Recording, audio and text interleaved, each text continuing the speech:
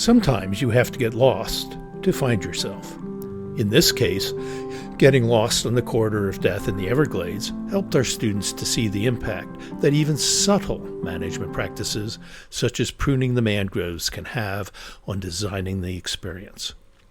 Near the entrance to the Broad River, there is an inlet and canal obscured by a note on the navigational chart. Or perhaps I should suggest that our adventure down what became the corridor of death attests to the fact that the inlet is, in fact, connected to the Nightmare Water Trail. We were heading north toward Broad River out of Graveyard Creek on the Gulf side. There was a slight tailwind, so we gunneled the canoes together and set sail. The wind was directly behind us. It was not particularly strong, but it moved us steadily toward the Broad River. So we relaxed in the canoes, soaking up the rays of the sun, and lazily moved up the coast toward the Broad River. To our right was a channel which we thought was our route. On the chart, it provided us with a straight shot around a large island and took us directly into Broad River. We took the channel. The tide was going in, so we moved quickly. Shortly, it turned into a canal. We hadn't gone too far before I knew that this was not the correct route. Call it denial, or perhaps it was a chance for a real adventure. And intuitively, I knew the canal would eventually intersect the Nightmare. We hadn't gone too far before I announced that we had taken the wrong turn. The group didn't want to turn around either because they knew how difficult it would be to paddle against the incoming tide. Since the canal was moving a large amount of water, I hypothesized that it was feeding the Nightmare a portion of the wilderness waterway that cut across the tidal canals in which we were now located. And it was a chance for a real adventure. I announced that we would give it another 45 minutes, and if we didn't reach the wilderness waterway, we would turn around and paddle back from where we had come. Also, we would be catching the outgoing tide. In addition, there was enough daylight to easily make it to camp. It seemed like a reasonable decision paradigm. We didn't want to endlessly push on, obsessively, deeper into the myriad of mangroves where we could become hopelessly lost. We hadn't gone too far before we came to a downed tree that impeded our progress. The tree extended across the channel and necessitated us dragging our canoes up and over the obstruction. The students thought that we had reached the end of the channel. Mentally, I noted that the flow of water in the channel was still significant. Standing on the tree, we dragged the canoes up and over the downed tree. We continued our trek down the canal.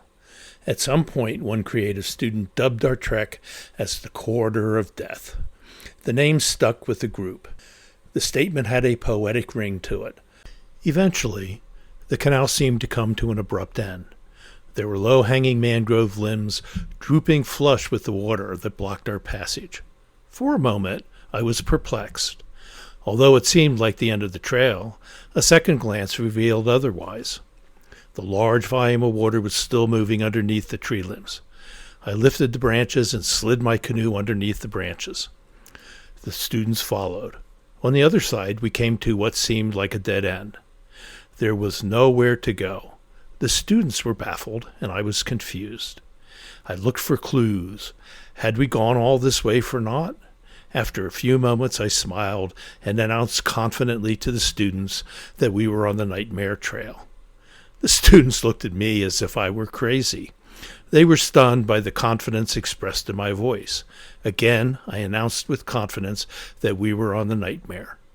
After a brief pause, I left the students in on my secret. I pointed to a limb on one of the nearby mangroves. It was pruned.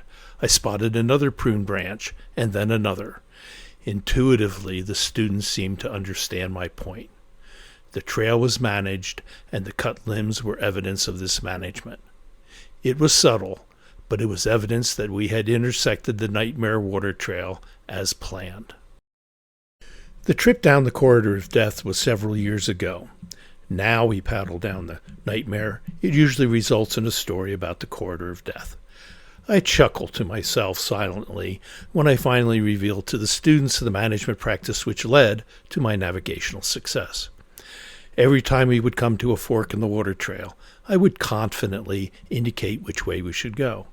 Eventually, the students would look at me in wonderment and ask me how I knew with such confidence that this was the correct route. To them, it was not obvious. But then they didn't know my secret either. At some point, I would point to the trimmed limbs. Their telltale signs indicated management and hence the trail. It was subtle, but to those who knew what to look for, it was a trail sign on which way to go. This, of course, led to the story about our trip down the corridor of death and the cut tree limbs. Also, it resulted in the students using this knowledge to make the correct decision at the next fork in the trail. The mantra became, "It's managed." They quickly pointed to the correct route, and off we went down the trail. They too understood my secret of navigation. Even more importantly, they caught a glimpse of the impact which even subtle trail management can have on designing the experience.